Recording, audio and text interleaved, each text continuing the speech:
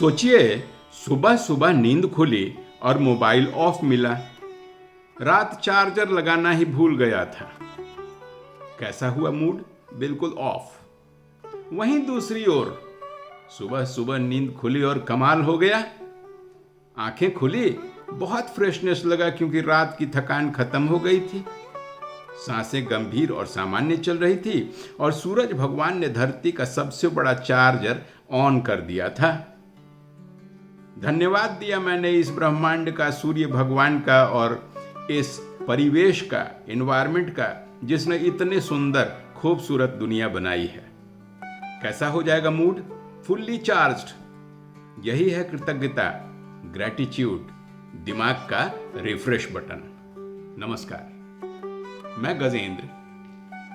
आज के अंतर यात्रा की इस छोटी सी प्रस्तुति में आपका स्वागत है मित्रों। आज हम बात करेंगे कि कैसे ग्रैटिट्यूड, थैंकफुलनेस, आभार ऐसी चाबी है हमारे पास, बिल्कुल फ्री की मिली हुई, जो हमारे मन को हल्का कर देती है, जैसे किसी का कर्ज का बोझ उतार दिया हमने। हम इसे समझते ही नहीं हैं। चलिए आज विस्तार से समझते हैं थैंकफुलनेस, ग्रैटिट्यूड, आभार किस तरह से हमें हमारे व्यक्तित्व को निखारने में मदद करता है। वैज्ञानिकों ने एफएमआरआई मशीन में लोगों का ग्रैटिट्यूड जर्नल लिखवाया और कमाल देखिए कि दिमाग का प्री फ्रंटल कॉर्टेक्स और वेंट्रल स्ट्रेटियम ऐसे चमक उठे जैसे आईपीएल मैच में छक्का लगा हो। ये वही हिस्से हैं जो डिसीजन मेकिंग, खुशी और रिवार्ड से जुड़े होते हैं। मतलब धन्यवाद कहना दिमाग को शुद्ध चॉकलेट देने जैसा है, और वो भी बिना कैलोरी के।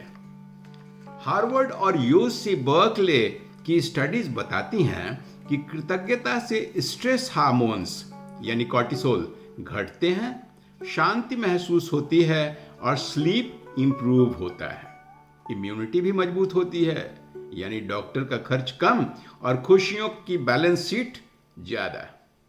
हमारी परंपराओं में भी ग्रैटिट्यूड को जैसे डीएनए में ही गूंथा हुआ समझा गया है। युधिष्ठिर तो जिस धरती पर चलते थे उस धरती को भी धन्यवाद देते थे। और रामायण में शबरी के जूठे बेर फल नहीं, शबरी का आभार था। शबरी के आभार के वो मीठे दाने जिसने मर्यादा पुरुषोत्तम राम को भी मुग्ध कर दिया था। और कबीर ने क्या कहा? जो घर फूंक के आपनो चले हमारे साथ। मतलब जिसने अपने अहंकार और शिकायत को जला दिया हो, अपने स्व और अहं को समाप्त कर दिया हो, यानी ग्रैटिट्यूड वाले लोग, वे मेरे साथ चलें। वेदों में ऋणानुबंध का सिद्धांत है। हम हर सांस, हर अन्न और हर रिश्ते के ऋणी हैं, और ऋण चुकाने का तरीका यही आभार। हर पल, हर सांस, हर रिश्ते का आभार। विक्टर फ्रैंकल नाजी कैंप्स की नारकीय स्थिति में भी कहते थे कि हर पल में आभार खोजो। दलाई लामा और डेसमंड टूटू की किताब द बुक ऑफ जॉय बताती है कि आभार प्रैक्टिस करने वाले लोग डिप्रेशन से आधे समय में ही बाहर निकल आते हैं। आज भी आईसीयू में पेशेंट डायरी एक्सपेरिमेंट्स होते हैं। जिन्होंने डायरी में रिकवरी के दौरान ग्रैटिट्यूड लिखा, वे जल्दी ही डिस्चार्ज हो गए। सोल्जर्स के साथ भी ट्रायल्स हुए हैं। ग्रैटिट्यूड ने पीटीएसडी कम किया।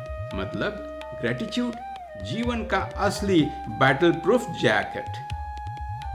जब ट्रैफिक जैम में फंस जाते हैं, चिढ़ चिढ़ कर अपने आप को कोसते हैं, नौकरी को कोसते हैं, ट्रैफिक व्यवस्था को भी कोसते हैं, तो क्या मिलता है और कैसा महसूस होता है? लेकिन जब ट्रैफिक जैम में फंसते हैं तो कमाल हो जाता है। कार एसी है, फ्री में हॉर्न मिला है, बेहतरीन म्यूजिक सिस्टम भी मिला है, संगीत का आनंद लेने में हर्ज ही क्या है। फ्री में मिला मौका है, धन्यवाद दीजिए।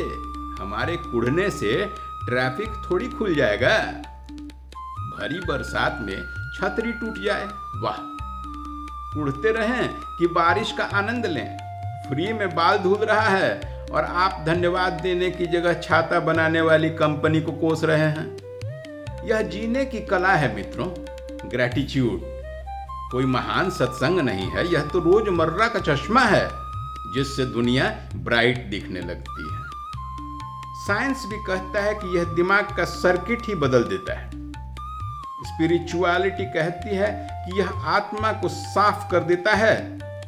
जब कॉस्मिक डिविनिटी साफ दिखने लगती है, और जिंदगी कहती है कि यह हर दिन को फेस्टिवल बना देता है। तो अगली बार जब टेबल पर चाय की प्याली उठाते समय चाय छलक जाए, गुस्साइए मत, झुंझलाइए मत। एक बार टेबल क्लॉथ ने भी अपने आपके चाय को चख लिया, धन्यवाद दीजिए। यही ग्रेटिट्यूड का असली मजा है। तो ग्रेटिट्यूड है कॉस्मिक कनेक्शन का पासवर्ड। पासवर्ड डालिए और कॉस्मिक डिविनिटी से जुड़ जाइए। एक मित्र ने दूसरे मित्र को कहा कि जा रहे हो मंदिर भगवान से कहना कि हमारे बारे में भी कुछ सोचें। तुम्हें तो इतने अमीर बना दिए हैं कि अब पैसों की जरूरत नहीं रह गई, लेकिन हमारी तो सोचो। कम से कम एक वक्त का रोजी रोटी तो दे दिया होता ईश्वर ने।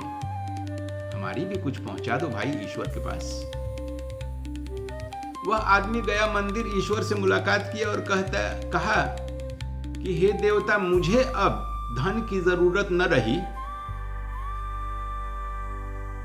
तो रोक दीजिए मुझे धन देना, और अपने उस बंदे को दीजिए जिसे आपने एक वक्त की रोजी रोटी भी मुहैया नहीं कराई। ईश्वर ने जवाब दिया कि तुम जरा धन्यवाद देना, आभार व्यक्त करना कम कर दो, और उस आदमी को कहना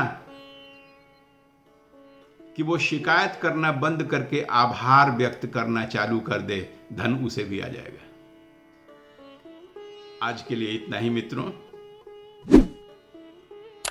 आप भी शिकायत करना एक बार बंद कीजिएगा ना, मन आह्लादित हो जाएगा, और धन्यवाद देने चालू कीजिएगा तो मन आनंदित हो जाएगा। अंतर यात्रा की अगली कड़ी में फिर से मिलते हैं मित्रों। आज के लिए इतना ही। नमस्कार।